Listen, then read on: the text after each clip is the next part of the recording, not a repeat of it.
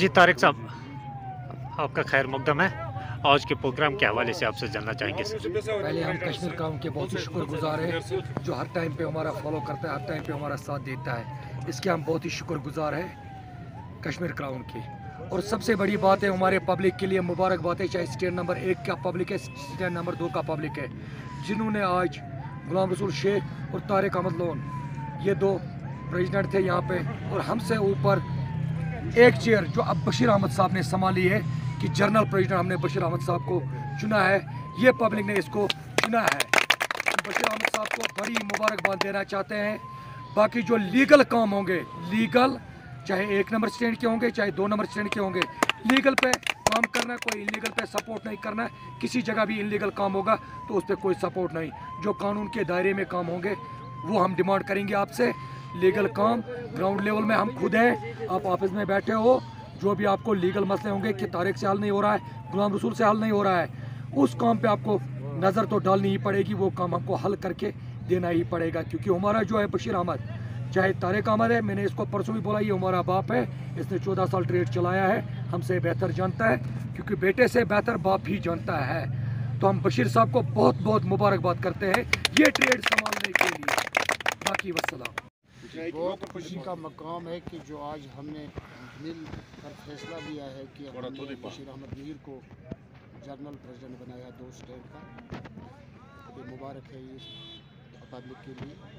और मेरी एक ही डिमांड है बशीर अहमद मीर साहब से कि जो मैंने पहले भी बोला, जो मैंने हलफ में भी बोला, वो मैं दोबारा बोलूँगा कि हमारे साथ मिलकर जो भी काम करना होगा, स्टैंड और स्टैंड मिलकर ये काम करेंगे।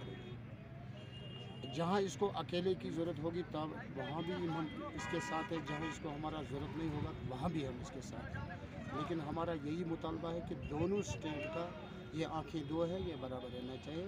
इसी बात पे मैंने इसको हलफ दिया। बाकी जो हमारी जनवन डिमांडें होंगी, ये भाई बशीर अहमद मीर सबको करना है। इंशाल्लाह हमें उम्मीद है हम इसको गलत भी कोई डिमांड नहीं डालेंगे, लेकिन जनवन डिमांड जो होगा वो करना ही करना है। तो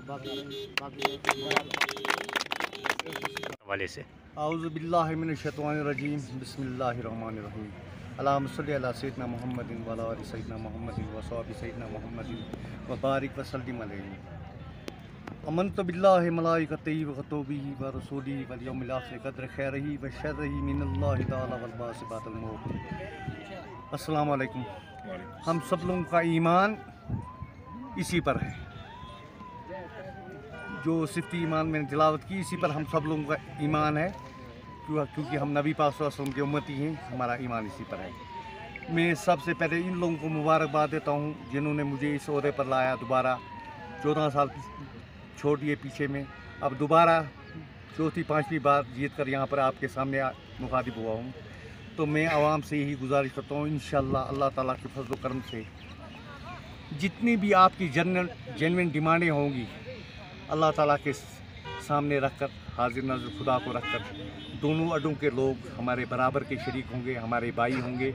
दोनों के लिए जो मुकाबले का जितना भी लड़ना पड़ेगा, यहीं पर भी जाना पड़ेगा, जिस मुकाम पर भी जाना पड़ेगा, इंशाअल्लाह इनके लिए अच्छे रोज़गार के वसाइल पैदा करने की कोशिश करेंगे, इंतज़ामिया से मिल के करेंगे हम। और दोबारा इन लोगों को जो टंगमरग गुलमर्ग की इंतज़ामिया है, जिनसे हम लेज़ान हैं यहाँ पर, उनसे भी हम गुजारिश करेंगे हमारी जनविन डिमांडें जो हैं, जनवी मांग जो हमारी है, क्योंकि हम हाई पर तब जाएंगे जब आपके हाथ से मसला कोई छूट जाएगा। लेकिन हमें उम्मीद है टंगमरग से गुलमर्ग तक लेकर जितनी भी इंतज़ामिया यहाँ पर है, हम उनसे मिलकर कंधे से कंधा मिलाकर, क्योंकि हम बॉडी के पार्ट हैं उनके, वो हमारे पार्ट है बॉडी के, हम उनसे मिल बैठ कर देखेंगे जो जेन्युइन हल होगा हर चीज़ का उस पर, जिससे एक गरीब का, क्योंकि यहाँ पर 3600 लोगों की रजिस्ट्रेशन है, मैंने परसों भी एक स्टेटमेंट दिया है, 3600 लोगों की रजिस्ट्रेशन है, कोई मामूली रजिस्ट्रेशन नहीं है। शायद कि एक MLA से ज़्यादा राइट्स है इस आदमी के जो भी यहाँ पर आएगा।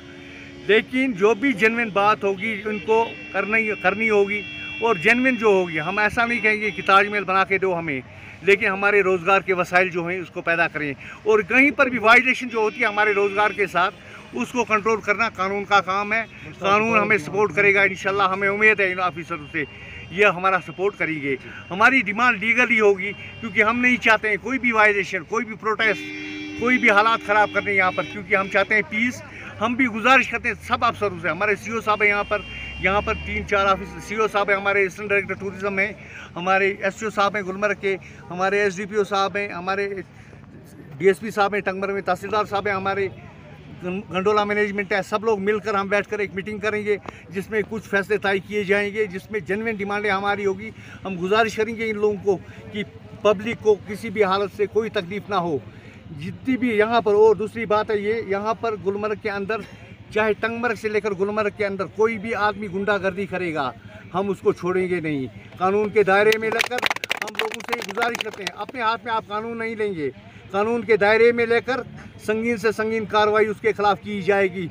जो भी किसी मजलूम पर हाथ उठाएगा, जो भी मजलूम को हक तलबी करेगा, जो भी कोई ज्यादती करेगा, चाहे कोई भी हो, किसी ट्रेड से हो, हम उसके खिलाफ कार्रवाई करेंगे। क्योंकि हमारे पास लीगल डॉक्यूमेंट्स हैं गुलमर्ग में कैसे चलाना है हर सिस्टम के, जिसकी काफ़ी GDA में है, टूरिज़्म में है, पुलिस डिपार्टमेंट के पास है। हम यही गुजारिश करेंगे कि आप इस आर्डर को इम्प्लीमेंट करो, क्योंकि हम लोगों के हाथ कानून देना नहीं चाहते, ना मैं किसी आदमी अपने को इन्वॉल्व करना चाहता हूं। लेकिन आप लोगों का सपोर्ट होगा, डिपार्टमेंटों का, आप लोग खुद ये मसला हल करके दे देंगे हमें। हम आपके सामने गुजारिश पेश करेंगे कि हम अपने सब डिपार्टमेंट के सामने अपनी डिमांड रखेंगे, जो जेन्युइन डिमांडें हमारी हैं। तो इतना ही मुझे कहना है सर। एक लंबी मुद्दत, 14 साल की एक लंबी मुद्दत के बाद आपने दोबारा से गुलमर्ग में पाँव रखा है। आपसे जानना चाहेंगे तब की गुलमर्ग और आज की गुलमर्ग में क्या फ़र्क आपको लग रहा है डेवलपमेंट के हिसाब से? देखिए, डेवलपमेंट जो ये इस जो हुआ है हम उसका भी वेलकम करते हैं, लेकिन इसमें आगे बढ़ने की ज़रूरत बहुत है। बहुत कमियां हैं अभी, ट्रैक की कमी है, रोडों की कमी है, कहीं पर भी जो भी होगा, लेकिन वो एक ही बात होगी, एक ही तरीके से चलेगा। हमारे CO साहब यहाँ की बॉडी जो है, लोकल बॉडी जो है, एक ही अफसोस से मुझे एक बात कहनी पड़ती है हर बार, मैं वो ब्लेम कोई CO साहब को नहीं लगा रहा हूँ, लेकिन अगर यहाँ के लोगों की एडवाइजरी ली जाए मेरे हिसाब से सबसे बेहतर होगा।